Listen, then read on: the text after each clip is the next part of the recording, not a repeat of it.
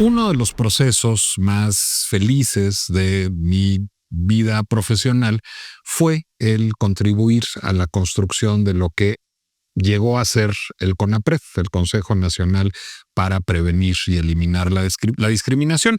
En el camino del proceso legislativo y del procesamiento político de eso, el CONAPRED no fue un órgano autónomo. Hoy CONAPRED es un escritorio que hace poquito, que sirve para poquito, después de que el gobierno federal metiera las manos por ser contrario, digamos, a sus intereses y a su discurso. Después, pues por desgracia, el destino de todas las instituciones autónomas fue alcanzando el destino de ese CONAPRED que ni siquiera llegó a serlo. Tú, Clemente, has sido testigo de un proceso de centralización de poder con un ejecutivo hiper vigoroso, hiper concentrador de poder que, pues digamos, elimina todo aquello que viene a su paso y que utiliza un legislativo cooptado para eliminar órganos autónomos y bueno, pues ahí viene el INE en la agenda.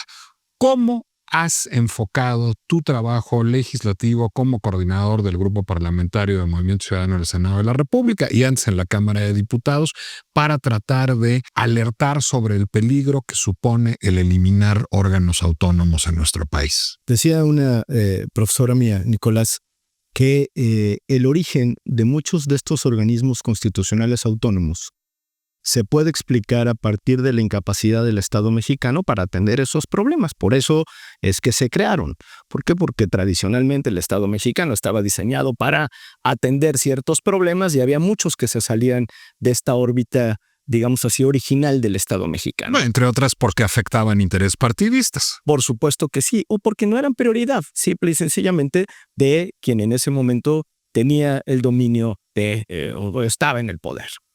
A partir quizá del proceso de transición democrática, que hay toda una discusión de cuándo empezó la transición en México, pero a partir del resquebrajamiento, digamos, del sistema hegemónico priista, se empezaron a crear algunas instancias con carácter autónomo para atender ciertos temas importantes de la vida pública, de manera muy concreta e ilustrativa, diría yo. Ese es el origen del Instituto Federal Electoral, digamos, una instancia emblemática, ¿no?, para tratar de quitarle al gobierno la organización del proceso electoral. Pero lo mismo sucedía con derechos humanos o con el acceso a la información o con la evaluación de la política pública.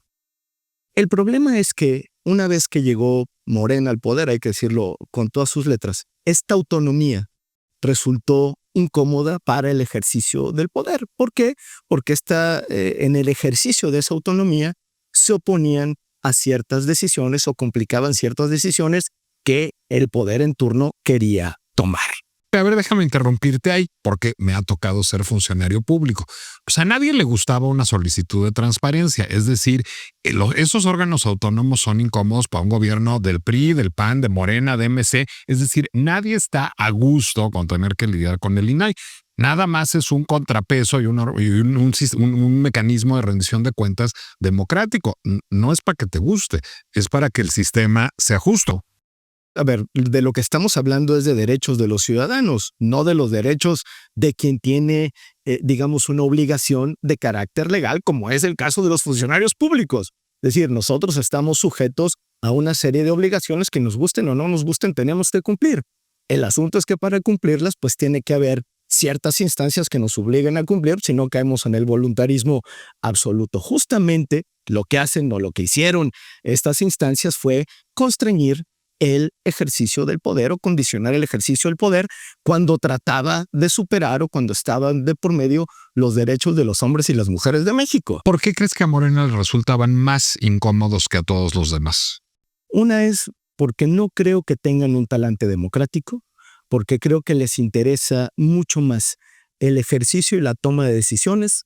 Ellos dicen para dar resultados, sin embargo los resultados no llegan.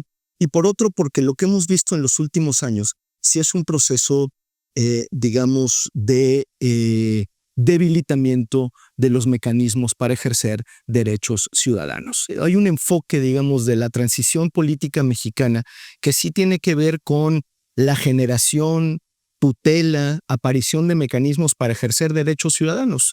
Y lo que ha venido ocurriendo en los últimos años es el desmantelamiento de todos estos mecanismos para el ejercicio de ciertos derechos. Por eso creo que Morena, repito, no tiene un talante democrático, pero por otro lado tampoco le interesa el empoderamiento de los ciudadanos de este país. Al contrario, terminan siendo incómodos para el ejercicio del poder. ¿No toca ahí entonces también desde el lado legislativo una labor de pedagogía política? Creo que al legislativo le toca, no solamente en esta discusión, sino en muchas otras, hacer mucha más pedagogía. La diferencia entre el trabajo legislativo y el trabajo de una alcaldía, ¿no?, de un ejecutivo, pues es completamente distinto. En el caso del legislativo, muchas de las medidas que se toman no tienen un tangible inmediato, al contrario, es un proceso mucho más pedagógico. Parte de lo que se ha discutido cuando hablamos de la desaparición de los organismos constitucionales autónomos, y ese es parte del argumento central del régimen para proponer su extinción, es la parte presupuestal. Y dicen, hombre, es que cuestan mucho, es que hay salarios que se van a quienes están encargados de esos organismos constitucionales autónomos y mejor nos ahorramos ese dinerito y se lo dedicamos a otras cosas que son importantes. Cuando nosotros lo que ponemos en perspectiva es que lo que hay con la desaparición de los organismos constitucionales autónomos es un debilitamiento para el ejercicio de los derechos ciudadanos, pues nos damos cuenta de que el argumento de que son muy caros cae por su propio peso.